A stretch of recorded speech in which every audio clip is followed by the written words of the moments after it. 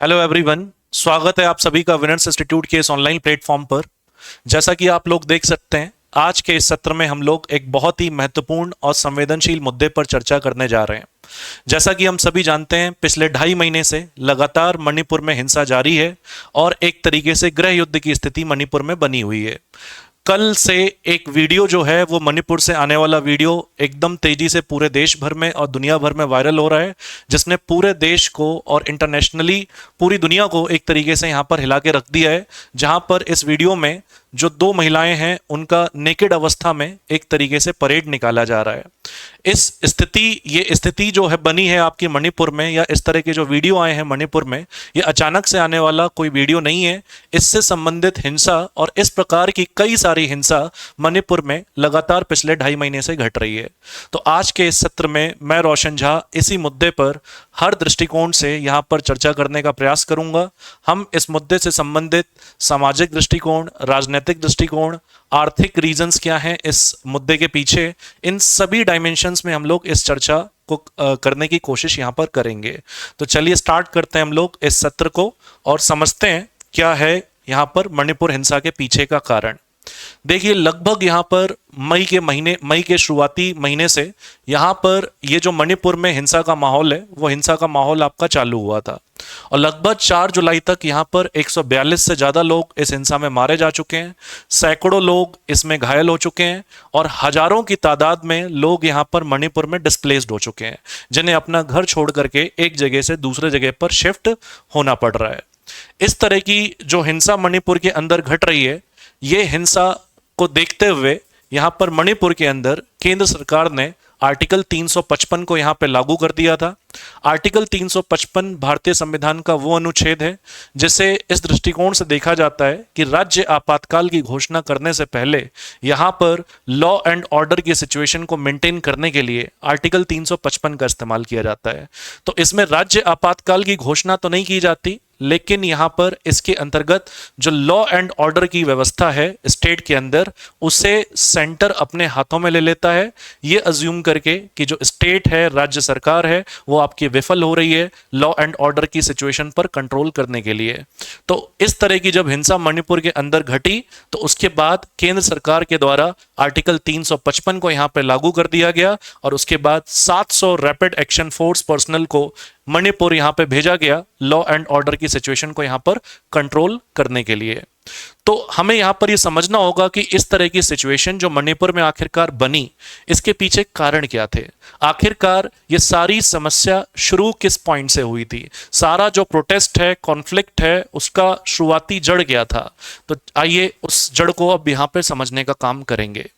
देखिए, इस जड़ की शुरुआत वहां से होती है जब मणिपुर हाई कोर्ट ने यहाँ पर एक डिसीजन दिया था, और ये सिंगल बेंच का डिसीजन था आपका एक तरीके से, जिसमें हाई कोर्ट ने ये कहा था कि वहाँ पे रहने वाले जो आपके मेती कम्युनिटी हैं, मणिपुर के अंदर रहने वाला जो मेती समुदाय है, उस मेती समुदाय को यहाँ पर आपका शेड्यूल ट्राइब की सूची में शामिल कर लिया जाए। अब यहाँ पर मणिपुर हाई कोर्ट का ये जो डिसीजन था, ये डिसीजन यहाँ पर सुप्रीम कोर्ट के अंदर भी पहुंचा। आप देख सकते हैं यहाँ पर कि सुप्रीम कोर्ट ने बहुत स्ट्रांग टिप्पणी करके ये भी कहा था कि यहाँ पर मणिपुर हाई कोर्ट का जो ये फैसला है वो जज को यहाँ पर रिकंसिडर करना चाहिए। लेकिन इस फैसले पर सुप्रीम कोर्ट ने भी लंबे समय तक रोक नहीं लगाई थी। मणिपुर हाई कोर्ट का जब ये डिसीजन आया कि मेती कम्युनिटी को शेड्यूल ट्राइब सूची में यहाँ पे शामिल किया जाना चाहिए, तो उसके बाद और कुछ जो समुदाय मणिपुर के अंदर रहते हैं वो यहाँ पे भड़क गए और मणिपुर के अंदर आपका प्रोटेस्ट चालू हो गया। अब यहां पर एक संवैधानिक एंगल भी हमें देखने को मिलता है। यहां पर मणिपुर हाईकोर्ट का जो कहना था कि स्टेट गवर्नमेंट को मेती कम्युनिटी को एसटी लिस्ट में शामिल करने के लिए कदम उठाने चाहिए, उसका संवैधानिक पक्ष भी अगर हम लोग देखें तो जो शेड्यूल ट्राइब की लिस्ट मेंटेन की जाती है, उस शेड्यूल ट्राइब की लिस्ट मेंटेन आपकी आर्टिकल 342 के अनुच्छेद के अंतर्गत की जाती है। और इसी अनुच्छेद के अंतर्गत स्पष्ट यहां पे परिभाषित है कि इस लिस्ट को नोटिफाई भारत के राष्ट्रपति करते हैं। और इसमें अगर किसी भी प्रकार का मॉडिफिकेशन यानी कि किसी भी यहाँ पर किसी भी कम्युनिटी को इस लिस्ट से रिमूव करना है, एसटी लिस्ट से यहाँ पर अगर रिमूव करना है, तो उस रिमूवल की पावर यहाँ पर भारत के पार्लियामेंट के पास है। तो अगर इससे संबंधित नोटिफिकेशन यहाँ पर इसका पावर सेंटर के अंतर्गत आता है, तो आखिरकार स्टेट गवर्नमेंट को यहाँ पर मणिपुर हाई कोर्ट कैसे यहाँ पर एक नोटिफिकेशन जारी करके ये कह सकती है कि मेती कम्युनिटी को एसटी लिस्ट में शामिल किया जाए। इसी मुद्दे पर अभी जो चर्चा है वो अभी भी जारी है और सुप्रीम कोर्ट की संज्ञान में इस कारण से ये मामला आपका पहुंच चुका है। तो यहां पर परीक्षा के दृष्टिकोण से जिस अनुच्छेद को हमें ध्यान रखने की जरूरत है वो है आपका आर्टिकल 342, क्योंकि जो ये अथॉरिटी है एसटी लिस्ट में किसी भी कम्युनिटी को नोटिफाई करने की, ये पावर एक्चुअली प्रेसिडेंट और पार्लियामेंट के अंतर्गत आता है।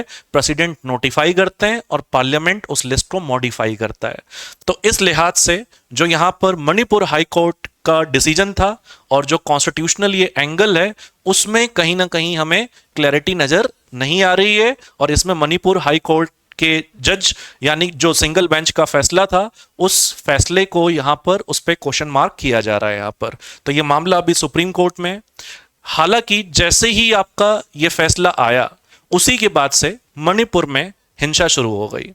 अब जो यहां पर मणिपुर में हिंसा शुरू हो गई, इस हिंसा के दो प्रमुख केंद्र हैं और इस हिंसा का नेचर और किनके बीच में ये हिंसा घट रही है उसको भी यहां पर एकदम स्पष्ट समझने के लिए हमें कुछ बातों को यहां पे समझने की जरूरत है। तो देखिए, उसके लिए हमें सबसे पहले समझने की जरूरत है मणिपुर के पूरे ज्योग्राफी को। तो यहां पर सबसे पहले हिंसा का जो केंद्र है मणिपुर के अंदर वो आपका ये दक्षिण मणिपुर है, और एकदम ये जो बीच का जो क्षेत्र है मणिपुर के अंदर का, जिसको आप इम्फाल वैली यानी कि इम्फाल घाटी के नाम से जानते हैं, वो आपका प्रमुख हिंसा का केंद्र है। ये हिंसा की शुरुआत इस फैसले के आने के बाद से तब हुई जब यहां पर जो स्टूडेंट यूनियन है उन्होंने इस फैसले के खिलाफ, हाई कोर्ट के फैसले के खिलाफ प्रोटेस्ट करना यहां पे चालू किया था। तो यहां पर अब इस पूरे मुद्दे को जरा एकदम खुल के समझने के लिए थोड़ा हमें ज्योग्राफिकल डायमेंशन मणिपुर का देख लेना चाहिए और समझना चाहिए इस बात को कि आखिरकार ये प्रोटेस्ट जो है, ये प्रोटेस्ट आखिर किन समुदायों के बीच में है, क्यों ये संघर्ष किन समुदायों के बीच में। उन बातों तक पहुंचने से पहले हमें यहां पे समझना पड़ेगा मणिपुर की यहां पे ज्योग्राफी को। तो आइए समझते हैं यहां पे मणिपुर की ज्योग्राफी को। देखिए, सबसे पहली बात, ये जो सेंटर वाला एरिया देख रहे हैं आप, इस सेंटर वाले एरिया के अंदर ये आपका जो मणिपुर का ये वाला जो क्षेत्र है, इस वाले क्षेत्र को हम लोग वैली रीजन के नाम से जानते हैं, यानी कि ये वो क्षेत्र है जो कि घाटी वाला भाग है। और मणिपुर की टोटल जितनी भी यहाँ पे जमीन है, टोटल जितनी भी लैंड है यहाँ पर, उसका ये घाटी वाला क्षेत्र कुल एरिया का 10% है। तो टोटल एरिया का 10% पार्ट ये घाटी वाला भाग है। अब इस घाटी वाले भाग में जिस कम्युनिटी की जनसंख्या सबसे अधिक है यहाँ पर, वो कम्युनिटी यहाँ पर मेती कम्युनिटी है। ठीक है, मेती कम्युनिटी है। तो यहां पर सुप्रीम कोर्ट जिस कम्युनिटी को यहां पर एससी की लिस्ट में, सॉरी एसटी की लिस्ट के अंदर क्लासिफाई करने का यहां पे कह रही थी, वो आपका यही मेती कम्युनिटी है जो इस घाटी वाले क्षेत्र में डोमिनेंटली रहती है। इनकी डोमिनेंट पॉपुलेशन इसी भाग में रहती है और इनकी जनसंख्या लगभग राज्य की जनसंख्या के रेशियो में कुल 57% के आसपास है। ठीक है, फिर उसके बाद इसके आसपास वाला जो क्षेत्र देखेंगे, घाटी के आसपास वाला क्षेत्र, ये वाला सारा क्षेत्र आपका हिली एरिया है। ठीक है, हिली एरिया है, और ये जो हिली एरिया वाला क्षेत्र है ये राज्य की कुल एरिया का 90% भाग है। राज्य की कुल एरिया का 90% भाग है, और यहां पर आपके जो डोमिनेंट पॉपुलेशन है, अधिकांश जो जनसंख्या है, वो आपकी ट्राइबल पॉपुलेशन है। ठीक है, और ट्राइबल पॉपुलेशन में जिन ट्राइब्स की जनसंख्या यहाँ पे सबसे ज्यादा है वो ट्राइब्स आपके नागाज और कुकीज ट्राइब हैं। ठीक है, तो यहां पर इस तरीके से मणिपुर में ये लोग रहते हैं। अब जो मेन संघर्ष है यहाँ पर, वो मेन संघर्ष इन्हीं कम्युनिटीज के बीच में है। मैतीज जो कि आपके नॉन ट्राइबल कैटेगरी में है अभी, क्योंकि एसटी लिस्ट के अंदर ये क्लासिफाई नहीं होते अभी, और दूसरे आपके ट्राइबल्स, इन्हीं के बीच में यहां पर ये पूरा का पूरा संघर्ष हमें देखने को मिल रहा है। तो आखिरकार ये संघर्ष है किस बात का, यहां पर रीजन क्या है इस कॉन्फ्लिक्ट का? तो देखिए, तमाम रीजंस हैं। इन रीजंस को जरा सा समझिएगा। देखिए, मणिपुर का ये जो घाटी वाला भाग है, इम्फाल वैली जिसको हम कहते हैं, इस वाले क्षेत्र में भारत सरकार के द्वारा एक सिस्टम चलाया जाता है जिसको हम लोग इनर लाइन परमिट का कॉन्सेप्ट कहते हैं। तो यहां पर इनर लाइन परमिट का कॉन्सेप्ट लागू होता है और इस वजह से यहां पर अगर आपको टूरिज्म के पर्पस से या किसी अन्य पर्पस से जाना है तो आप बिना अनुमति के सरकार से आप बिना अनुमति लिए इस क्षेत्र को विजिट नहीं कर सकते।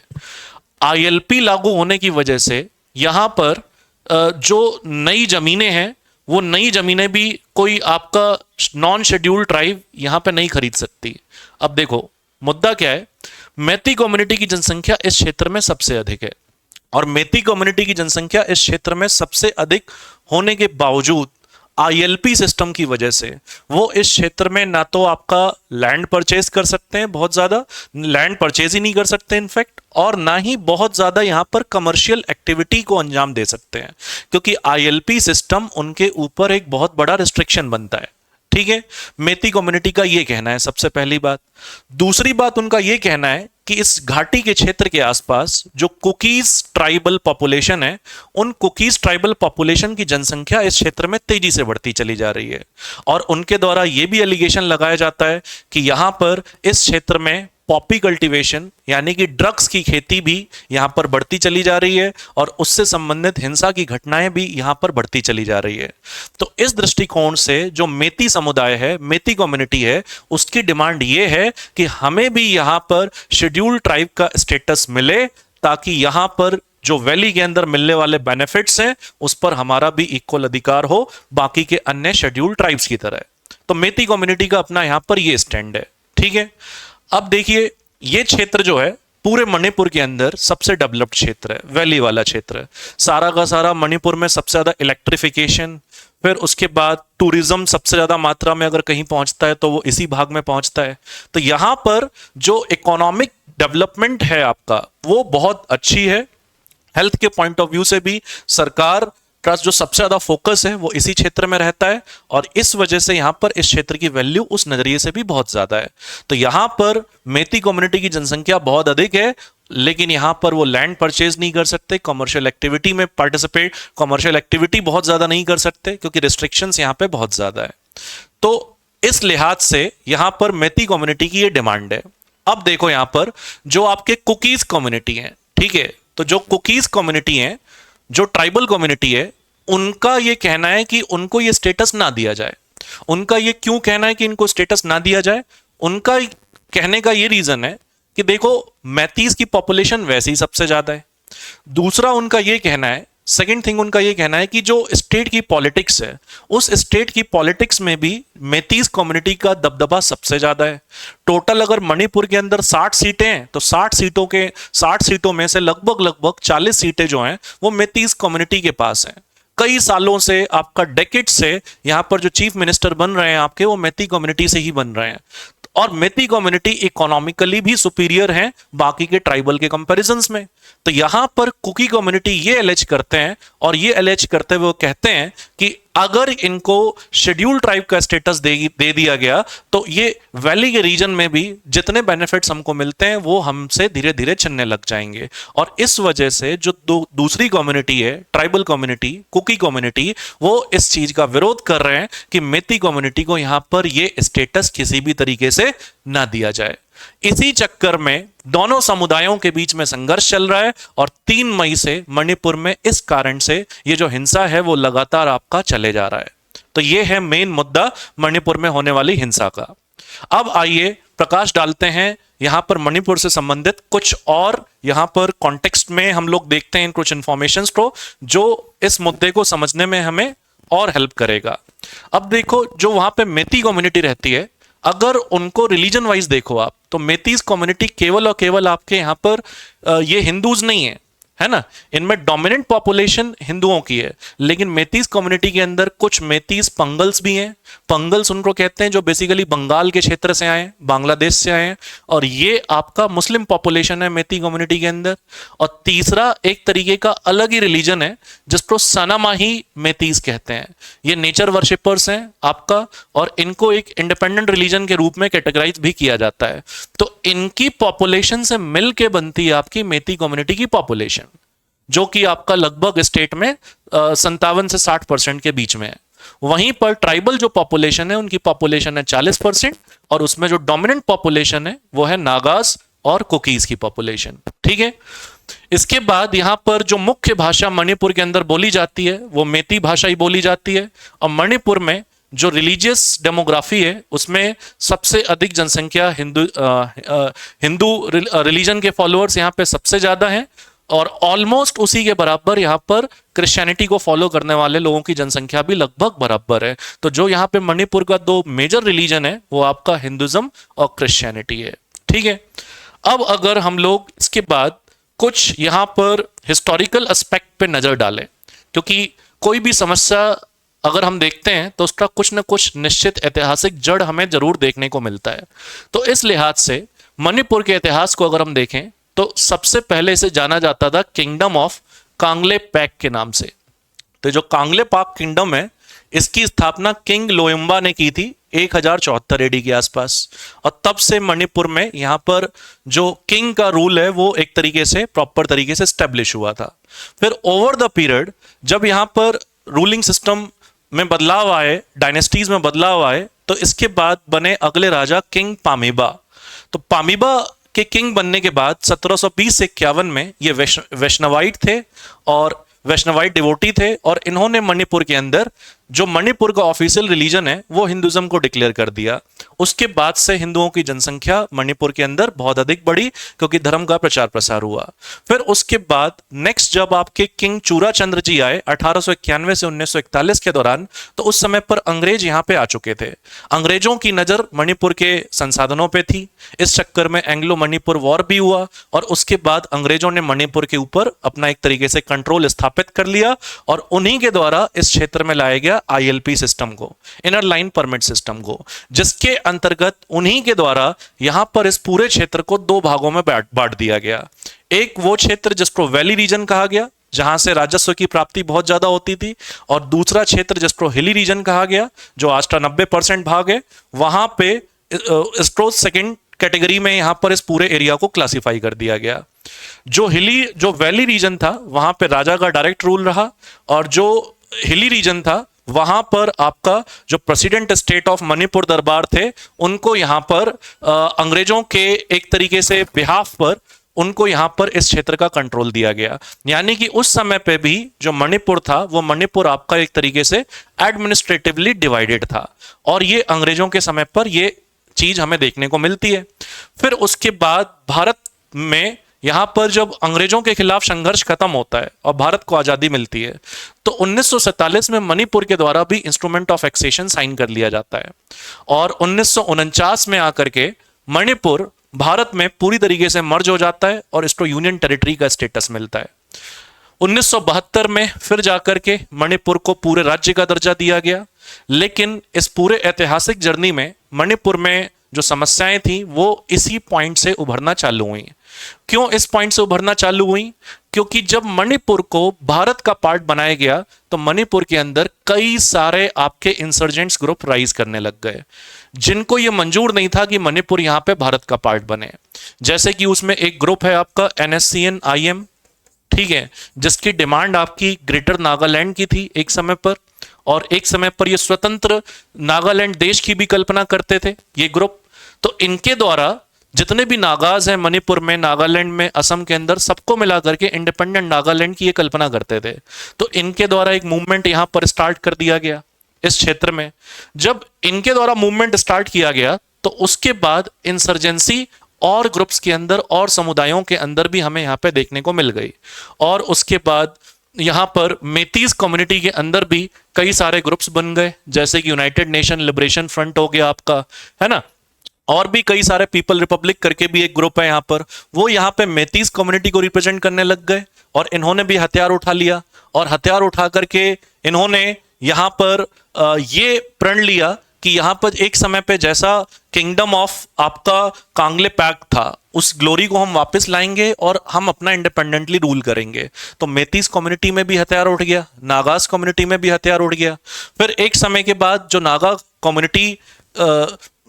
कम्युनिटी के अंदर NSCIM ग्रुप यहाँ पर उभरा था जिसने ये हथियार उठाए थे, उस ग्रुप ने यहां पर मणिपुर में रहने वाले कुकीज के खिलाफ 1990s के दशक में एक तरीके का मैसेक्रे किया।